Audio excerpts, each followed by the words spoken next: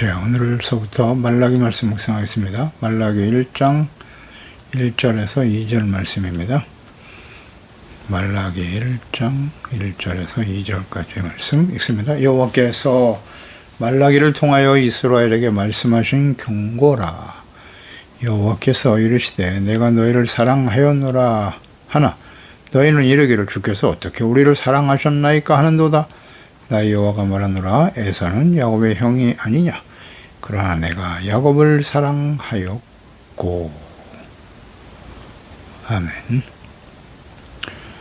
하나님의 사랑과 책망. 말라키는 나의 천사, 나의 사자라는 의미를 가진 말이에요. 하나님의 말씀과 뜻을 전하는 사자다라는 의미를 가지고 있죠. 말라기는. 그래서 이 말라기 서신이 하나님의 천사를 통해서 주신 말씀이다. 그렇게 말하기도 하죠. 저자가 하나님의 천사다. 그 좀 무리가 있죠. 분명 오늘 본문 말씀에는 여호와께서 말라기를 통하여 이스라엘에게 하신 경고라고 나와 있습니다. 그래서 말라기서의 저자는 말라기 선지자죠. 하나님이 말라기 선지자에게 하신 말씀이니까요. 하나님께서 이스라엘을 향해서 경고하신 말씀이다. 이는 곧 하나님의 사랑의 말씀인 것이죠. 기록 연대는 대략 바벨론 포로 이후에 성전이 건축되었고 또 느헤미야가 예루살렘 성벽을 건축하는 데 헌신했던 사람이죠. 느헤미야가 이제 두 번째 예루살렘 성벽을 완성하고 두 번째 예루살렘을 방문하게 되는데 그때의 이스라엘 백성들의 죄악된 모습을 보고 굉장히 분노했던 그런 내용이 느헤미야 13장에 기록되어 있어요. 15절 이하에 보면 그때 내가 본즉 유다에서 어떤 사람이 안식일에 술틀을 밟고 곡식단을 아기에시로 운반하며 포도와 무화과와 여러 가지 짐을 지고 안식일에 예루살렘에 들어와서 음식물을 팔기로 그날에 내가 경계하였고 내가 유다의 모든 귀인들을 꾸짖어 그들에게 이르기를 너희가 어찌 이 악을 행하여 안식일을 범하느냐라고 책망하는 장면이 나오죠. 그러니까 이러한 악행들이 말라기 선지자를 통해서도 책망하고 계십니다. 그것으로 보아서 연대를 보면 말라기와 느헤미야가 동시대 인물이다. 함께 사역하고 있었다. 이렇게 추정할 수가 있습니다. 이러한 사실들을 근거로 해서 이 말라기 기록 연대는 대략 BC 450년경으로 추정됩니다. 그러니까 말라기를 통해서 말씀이 선포된 때 그때는 이제 이스라엘이 좀 경제적으로도 그렇고 정치적으로도 여전히 불안전한 그런 시대였습니다. 450년, BC 450년이다. 그러면 BC 516년에 성전 건축이 이루어졌으니까요. 거의 60년이 지난 세월이 되겠네요. 그러니까 여전히 바사 나라의 지배를 받고 있는 상태였고요. 사회적으로는 당시의 기근과 또 병충해, 특히 메뚜기 떼 공격으로 인해서 어려움에 처해 있는 상태였고,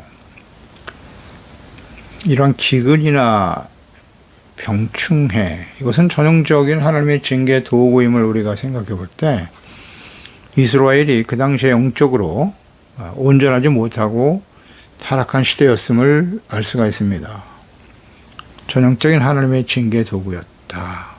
그러니까 성전이 건축되어질 때는 하나님께 대한 열심이 대단했죠. 스룹바벨과 제사장 여호수아 그리고 학개 선지자의 책망을 듣고 그들이 성전을 건축하는 일에 다시 헌신했고 하나님을 바르게 섬김으로써 이스라엘을 하나님이 다스리신 하나님의 나라의 회복을 보이고 있었습니다. 그런데 성전이 건축되고 시간이 흐르니까 또다시 느슨해지죠. 하나님을 경외하고 섬기는 일, 제사 드리고 주님을 섬기는 일이 온전하지 못하고 세속화의 영향을 벗어나기가 굉장히 어려웠다. 그런 상태에 있었다는 것이죠. 그러니까 영적으로 온전하지 못하고 타락한 시대에 있음이 분명하죠. 그 부분에 대해서 이제 말라기 선지자가 책망하는 경고의 말씀이 잘 기록되어 있습니다. 그러니까 하나님의 이 약속은 시간이 지나도 성취되지 않았죠. 하나님이 축복을 약속하셨거든요. 근데 분명히 축복을 약속하셨는데 상황은 여전히 변화되지 않는 절망적인 상태가 지속되고 있었던 것이죠. 그래서 점차 당시 하나님의 백성들은 하나님께 대한 불신이 생겼어요. 그리고 하나님을 경외하고 섬기는 믿음의 회의가 찾아오게 된 것입니다. 역시 제사장들이 원인이 되겠죠. 언제든지 이 제사장들도 자신들의 직임에 충실하지 못하고 세속화되어서 부패한 상태를 보이고 있었고요. 이 제사장들의 부패는 백성들에게 그대로 영향을 주게 되죠. 제사장은 중보자로서 하나님의 백성들을 하나님의 율법의 말씀을 잘 가르치고 죄를 깨닫고 온전한 제사와 헌신을 통해서 죄사함 받고 이렇다므로도 하나님과의 관계 회복되고 하나님이 다스리시는 하나님의 거룩한 나라가 되도록 하는 일에 힘써야 하는데 이 제사장들이 자신의 직임에 충실하지 못하고 세속화되고 부패한 상태였다는 거죠. 따라서 백성들은 이제 하나님의 진노 앞에 설 수밖에 없는 그런 상황이 된 거예요. 중보자가 그 역할을 다하지 못하면 하나님과 백성들 사이에서 하나님의 진노가 바로 백성들에게 임하게 되는 거죠. 그래서 지금 상당히 어려운 그런 시기를 지나고 있었다. 그런 상태였음을 우리는 생각하게 됩니다. 그러니까 백성들의 부패. 그래서 그들은 하나님의 율법과 규례에 대해서 일단 무지해요. 잘 몰라요. 제사장들이 잘 가르치고 죄가 무엇인지를 책망해주고 바로잡아주고 올바른 길로 인도해야 되는데 지도자들이 부패하니까 잘 몰라요. 하나님의 뜻을. 그리고 재물을 함부로 드려요. 자신들이 드리고 싶은 대로. 거룩한 삶을 잃어버린 상태가 되어버렸습니다. 그래서 이방 여인들과 혼인을 하기도 하고요. 하나님께 드릴 온전한 11조 헌물을 드리지 않는다. 그래서 하나님의 것을 도둑질했다. 이런 표현도 하셨어요. 하나님께서. 그러니까 자신의 이익과 욕심, 자기가 하고 싶은 대로 살아가는 과거 사사시대와 같은 상태가 되었다는 거죠. 사사시대. 자기의 소견에 옳은 대로 살았더라. 예. 사사시대는 언제나 계속될 수 있는 거예요. 하나님과의 제사와 예배가 끊기고 하나님 말씀 묵상하고 하나님의 말씀을 바르게 깨닫고 회개하고 돌이키는 삶이 사라지면 경건의 훈련이죠. 경건의 훈련이 사라지면 사사시대가 될 수밖에 없어요. 하나님의 뜻과 하나님의 생각, 하나님의 말씀을 모르니까 자기가 옳다고 여긴 대로 사는 거예요. 그건 뭐 간단한 진리입니다. 그때 이제 하나님께서는 이 말라기 선지자를 보내셔서 그들이 고통과 좌절 속에 살아가게 된 원인이 무엇이냐, 그것을 정확하게 깨우쳐 주시려고 했던 것이죠. 그러니까 그들이 하나님을 경외하는 삶에서 벗어났고 죄인의 길을 가고 있기 때문에 책망하고 바로잡아 주시려고 했던 것입니다. 오직 이스라엘 언약의 백성들에게 하신 말씀이에요. 이방인들에 대한 심판의 내용은 없습니다. 하나님과의 관계가 회복되어지도록 책망하고 교훈하고 계시는 겁니다. 이 말라기 선지자를 통해서 주시는 교훈, 이 교훈은 일단 형식적인 제사에 대해서 언급하시죠. 제사 자체가 목적이 아니라 거룩한 하나님의 백성들이 되는 일에 힘써야 한다는 거죠. 그러니까 이것은 타락하고 폐역한 백성들의 아주 두드러진 특징이거든요. 이게 모든 시대에 계속되어 왔고요. 특히 이제 하나님의 진노의 심판이 임박한 시대는 더욱더 그러하죠. 오늘날도 마찬가지죠. 예수님의 재림과 마지막 심판이 임박한 시대를 살아가는 교회, 그리스도인들, 형식적인 제사를 드리는 거, 그냥 예배를 위한 예배. 종교적인 신앙의 행위, 의식 자체가 무슨 의라고 여기는 거죠. 그냥 열심히 믿기만 하라. 물론 열심이라는 것은 필요하죠. 열심을 내라. 회개하는 일에 열심을 내야 돼요. 하나님의 말씀을 주야로 묵상하고 주님의 말씀과 뜻에 순종하는 일에 열심을 내야지. 자기 자신의 열심, 하나님의 말씀과 뜻대로 해야 되는 거예요. 열심은. 하나님의 말씀과 뜻에 무지하면서 열심히 하는 건 대단히 위험합니다. 우상 숭배가 될 가능성이 굉장히 크거든요. 자기가 옳다고 여기는 대로 자신의 욕망과 소망을 이루기 위한 그런 형식적인 예배, 기도, 주님이 결코 받지 않으십니다. 그러니까 주님을 사랑하는 마음, 사랑이 언제나 동기가 돼야 돼요. 사랑하여 그 말씀에 순종하고 의와 거룩한 삶을 생명보다 소중하게 여기는 삶의 우선순위로 섬기며 살아가는 그런 삶이 없이 드리는 제사와 예배, 기도 받지 않으십니다. 그래서 하나님의 율법은 안식일과 제사 때만 드리는 것이 아니라 말씀을 듣거나 드리는 것이 아니고 오늘날로 말하면 주일날 예배 한번 드리고 예배가 그냥 목적이야. 그 자체가요. 예배를 통해서 말씀을 통해서 죄를 깨닫고 회개하고 돌이키고 거룩한 하나님의 자녀와 백성이 되는 일에 초점을 두어야 하는데 하나님의 나라 그의 의를 먼저 구하는 것이 되어야 하는데 무엇을 먹을까 입을까 마실까가 삶의 목적이 되고 우선순위가 되어 드려지는 기도와 예배 의미가 없죠. 이것을 참된 믿음이라고 좋은 믿음이라고 가르치면 안 됩니다. 삶의 우선순위를 바르게 세워줘야 돼요. 이것이 사실 목회자들이 해야 할 일이죠. 그러나 제사장들이 부패하고 타락하고 세속화되어 버리니까 하나님의 백성들 역시 분별력이 없죠. 그래서 악을 향하며 달려가게 되는 거예요. 매일 하나님의 말씀을 듣고 읽고 묵상하며 실천해 가는 것이 중요하다. 이게 성령의 도우심이 필요한 것이고 그래서 그것을 위해서 기도하는 거죠. 1절에 이스라엘에게 말씀하신 경고다 그랬어요. 자, 하나님께서 언약의 백성들을 향한 사랑과 기대를 깨닫지 못하고 불의를 행하는 백성들에게 하나님께서는 아주 단호하게 책망하고 바로 잡으려고 하신 것입니다. 이 경고라고 하는 말이 히브리어의 마샤이거든요. 마샤라고 하는 이 히브리어는 짐을 의미하는 것이고 부담이라는 의미도 갖고 있어요. 짐을 운반한다 이런 의미도 있는데, 그러니까 선지자들이 이스라엘 백성들의 범죄에 대해서 비난과 질책의 수단으로 사용된 말이 바로 마샤입니다. 그러니까 죄악의 짐을 지고 있다는 거예요. 너무 무겁다는 거죠. 그러니까 이스라엘의 그 죄악의 무거운 짐이 결국 하나님의 진노가 쌓여가고 있다라는 의미죠. 그 짐을 벗어버리는 것은 죄를 깨닫고 회개하고 돌이키는 거잖아요. 그런데 온전한 예배가 사라지고 제사와 예배가 사라지니까 죄악의 짐이 점점 무거워져가는 상태, 그게 바로 마샤거든요. 경고하는 거예요. 죄를 벗어버리라고 경고하고 있는 말씀이라고 보면 돼요. 그러니까 이스라엘 사회에 죄악이 만연하여 하나님의 진노가 임박했음을 가리키는 말이다. 이렇게 이해하면 될 것 같아요. 그래서 하나님께서 범죄하는 백성들을 책망하고 경고하시는 것은 백성들이 죄악된 자리에서 벗어나 깨닫고 회개하고 용서받고 회복되기를 원하시는 하나님의 사랑입니다. 경고와 책망은 하나님의 사랑이에요. 징계는 하나님의 사랑입니다. 그러니까 우리가 하나님 앞에 예수 그리스도를 믿고 구원받았다. 계속 강조됩니다. 우리는 완전한 자인가요? 아니에요. 이제 갓 태어난 어린아이와 같은 거예요. 거듭났다고 말씀하고 있지 않습니까? 예수 그리스도를 믿는 것은 거듭난 어린아이와 같아요.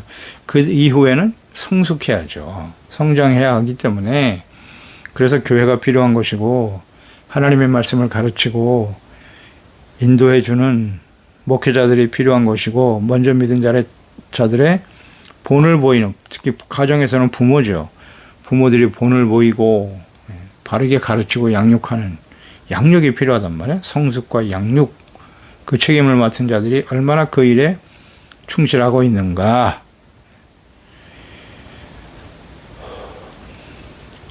그래서 하나님께서 범죄하는 백성들을 책망하시고 경고하신다. 이것이 이제 진정한 사랑이라는 걸 우리는 잘 생각해야 돼요. 그래서 하나님의 기록된 바에서 성경을 기록한 목적은 책망과 교훈, 바르게 함과 의로 교육하는 것이고 하나님의 사람으로 온전케 하며 선한 일을 행할 능력을 갖추기 위해서 성경을 기록하신 거죠. 그게 바로 성경 말씀이요 경고라는 의미라고 보면 되겠습니다. 하나님의 사랑이죠. 잠언서 1장 33절에 오직 내 말을 듣는 자는 평안히 살며 재앙의 두려움이 없이 안전하리라. 주님의 말씀을 듣는다. 이 듣는다는 말 쉐마는 청종에 듣고 순종한다는 의미예요. 믿음이 수반되겠죠. 예레미야 35장 15절에 내가 내 종 모든 선지자를 너에게 보내고 끊임없이 보냈다.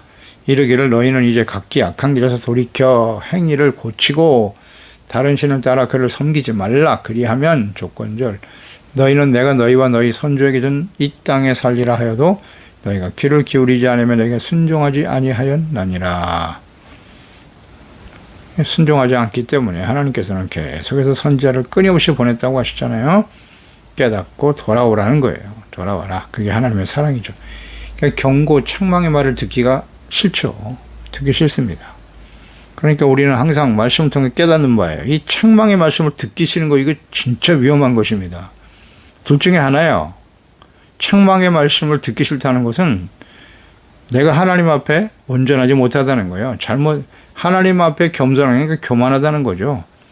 책망을 듣기 싫어하는 것은 교만이에요. 겸손한 사람은 책망을 듣고 돌이키면 돼요. 근데 그걸 듣기 싫다? 그러면 이미 마음이 교만해진 것이다. 완악해졌다. 그렇게 보면 돼요. 주님의 책망의 말씀을 듣는 것을 오히려 기쁘게 여겨야죠. 자기가 완전한 자입니까?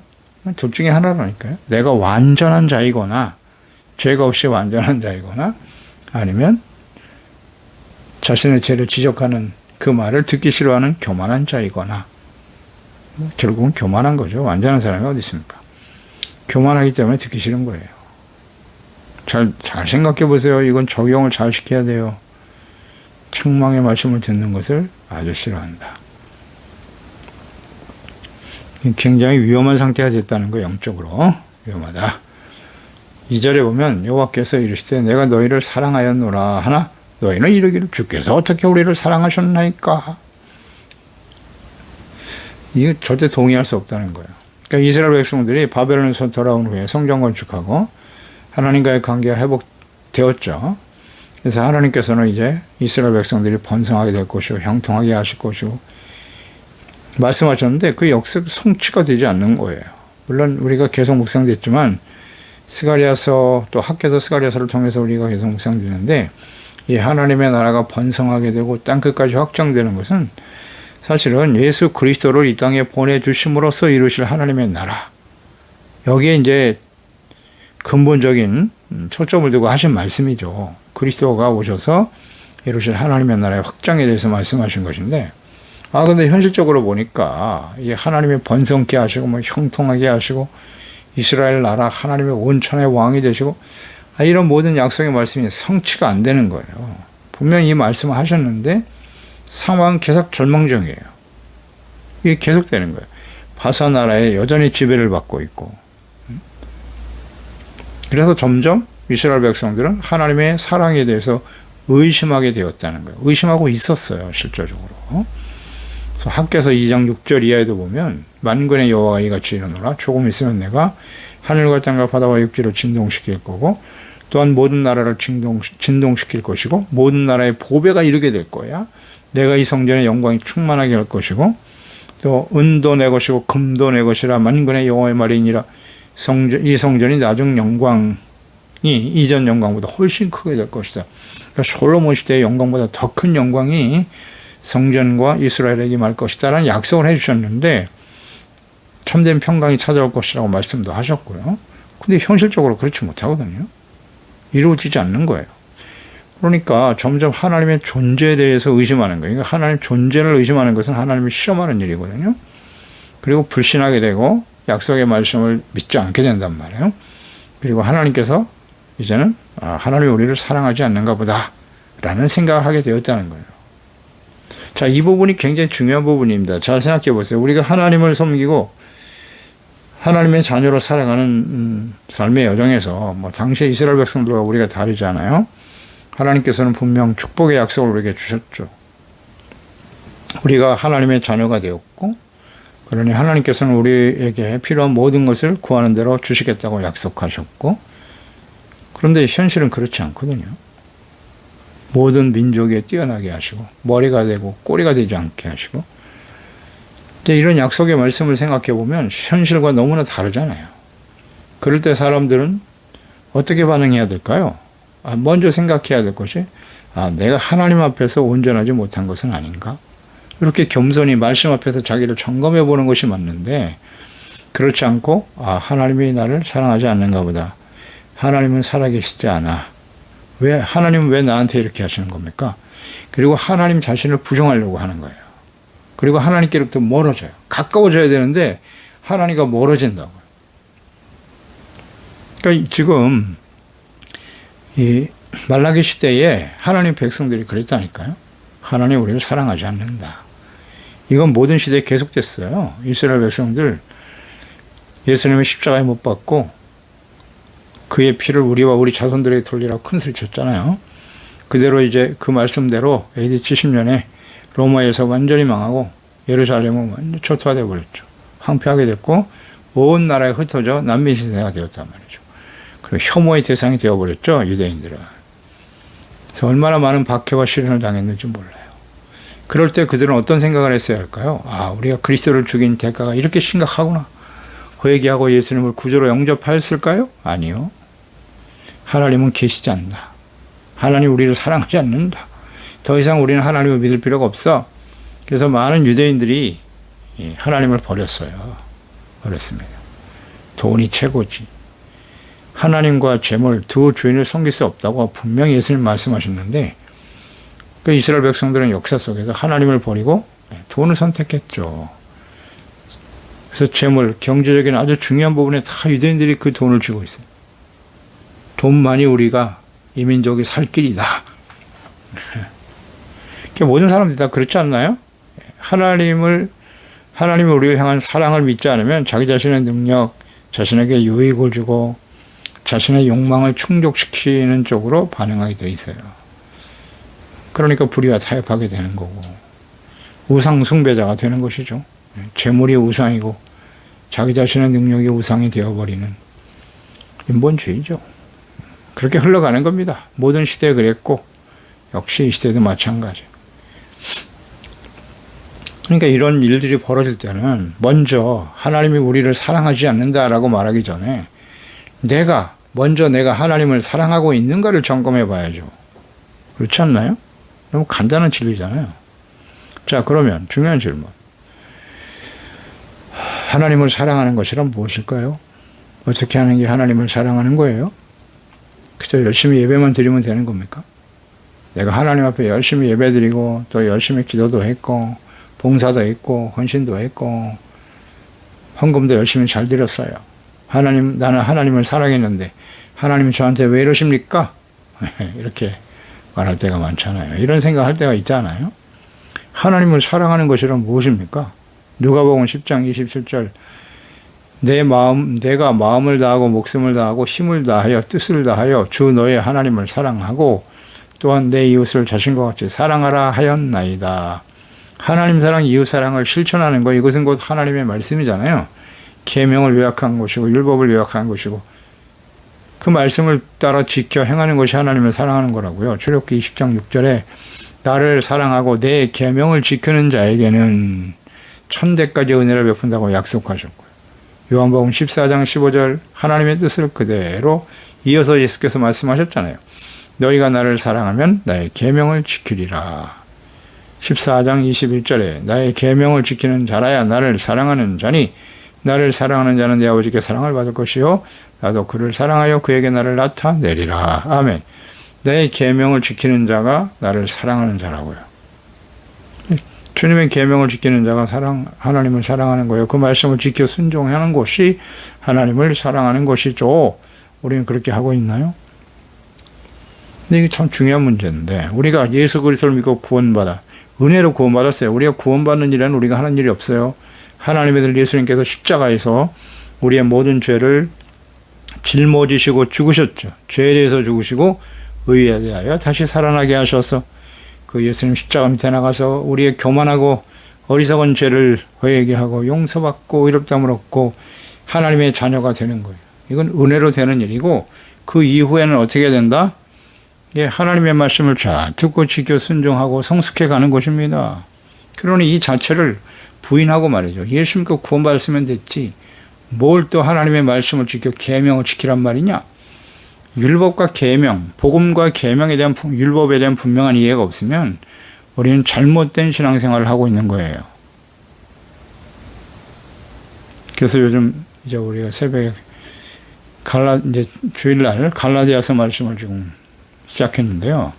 율법과 복음의 문제를 바르게 이해하지 못하면 잘못된 다른 복음을 믿게 되는 것이고요. 주님을 사랑하는 자는 그 계명을 가지고 지키는 거라고 하잖아요. 예수 믿고 구원받았는데 그럼 율법을 또 지켜야 되나요? 이 문제에 대한 정확한 이해를 못하고 있어요. 잘못하면 구원파 이단이 되는 겁니다. 예수 믿고 구원받았으니까 율법은 필요 없다? 무율법주의. 혹은 율법을 지켜야 구원받는다라고 하는 율법주의. 이 양극단이잖아요. 이 둘 다 이단이에요. 다른 복음이라고요. 이거 잘 균형을 맞출 줄 알아야죠. 은혜로 구원받았잖아요. 그러니까 하나님의 사랑과 은혜에 감사하여 주의 말씀을 지켜 순종하는 거예요. 율법을 지켜서 구원받는 게 아니고. 그래서 이 부분을 우리가 바르게 이해해야 합니다. 이해해야 해요. 나 여호와가 말하노라 에서는 야곱의 형이 아니냐. 그러나 내가 야곱을 사랑하였다. 라는 말씀하셨네요.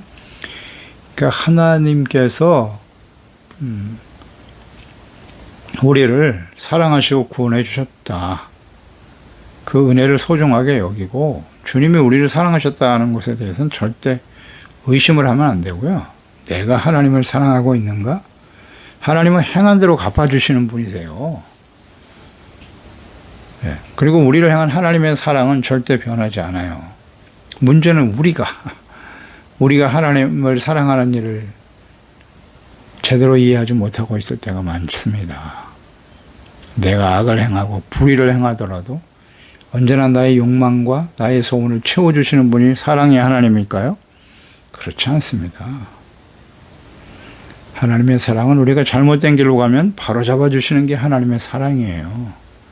깨우쳐 주시고 돌이키게 하시고 하나님의 진리의 말씀을 따라가게 만드는 거죠. 그게 하나님의 사랑이죠. 그래서 징계가 곧 하나님의 사랑, 경고와 책망이 곧 하나님의 사랑인 거예요. 잘못된 길을 가고 있는데 축복받아라, 잘된다, 형통할 것이다. 이건 거짓 선지자예요. 그냥 멸망의 길로 가라는 거잖아요. 하나님의 공의를 어떻게 알고 있는 거예요? 공의와 사랑을 똑바로 이해해야 돼요. 하나님의 속성, 공의와 사랑. 십자가는 뭐다? 하나님의 공의와 사랑이잖아요. 왜 죄 없으신 하나님의 아들이 그렇게 처참하게 고난당하고 십자가에 죽으셔야 했나요? 하나님의 공의가 그렇게 무섭다는 거예요. 죄에 대한 하나님의 심판이잖아요. 죄를 미워하신다고 하나님은요. 그래서 죄를 버리고 죄의 기준은 뭡니까? 하나님의 말씀이죠. 그 하나님의 말씀, 그 계명, 십계명과 오늘 이 시대 예수께서 우리에게 주신 말씀이 다른가요?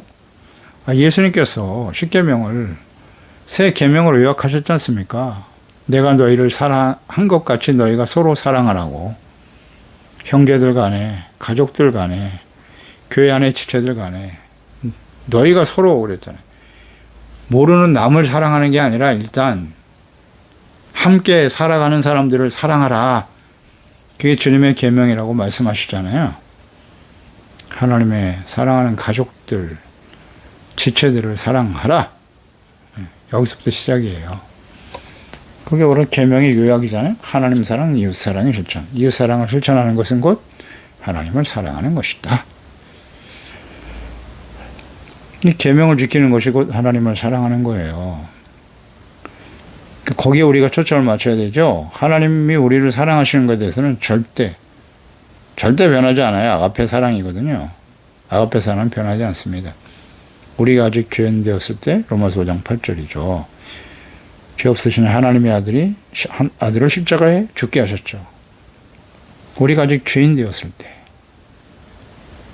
그 일로 인해서 우리를 향한 하나님의 사랑, 자기의 사랑을 확증해 주셨다고 말씀하셨죠. 절대 변하지 않습니다. 오래 참고 계시는 거예요. 우리가 깨닫고 돌이킬 수 있도록. 그러니까 우리가 하나님을 사랑하는 주님의 사랑을 깨닫고 주님의 말씀을 주야로 묵상하고 주님을 사랑하니까 사랑하는 주님의 말씀을 듣는 것이 큰 기쁨이고 즐거움이 되는 거예요. 사랑하는 사람하고는 자꾸 같이 있고 싶은 거예요. 그렇지 않나요? 함께 있으면 즐겁고 행복하고. 하나님의 말씀을 듣고 묵상하는 일이 그냥 억지로 하고 있지는 않나요? 하기 싫은데 억지로 하고 있어? 그건 사랑이 아니죠. 하나님께 나와 예배드리고 말씀 묵상하고 경건해서 기도하는 일이 괴롭습니까? 하기 싫은데 억지로 하고 있어요? 그건 이미 하나님을 향한 사랑이 근본적으로 문제가 생긴 거죠. 그럼 무슨 기도를 해야 되겠습니까? 성령께서 우리 가운데 사랑을 부어주신다고 하셨지 않습니까? 그러니까 다른 거 다 뒤로 미루고 먼저 주여 내 마음속에 주님의 성령님께서 아가페 사랑을 부어주셔서 그 사랑으로 주님의 말씀을 듣고 지켜 순종하는 것이 나의 기쁨이 되게 하세요. 하나님이 기뻐하시는 건 나도 기뻐하고 주님이 싫어하는 건 나도 싫어하게 하시고 이런 기도를 드려야죠. 그래서 하나님의 사랑은 변치 않죠. 그 중에서 이제 에서와 야곱의 예를 드셨어요. 에서는 형이죠. 장자의 권한이 있지만 하나님은 에서가 아닌 야곱을 사랑하셨다. 그럼 장자가 아닌 동생 야곱을 하나님이 사랑하셨는가? 이것은 하나님의 주권적인 사랑이라는 거예요. 하나님의 사랑은 절대 변하지 않아요. 그래서 이스라엘 백성들을 향한 하나님의 주권적인 사랑, 하나님의 택하심을 받고 우리가 하나님의 자녀와 백성이 되는 일은 우리의 행위와 어떤 노력으로 되는 게 아니라 하나님의 주권적인 사랑으로 되는 일이다. 그 사랑은 절대 변하지 않아요.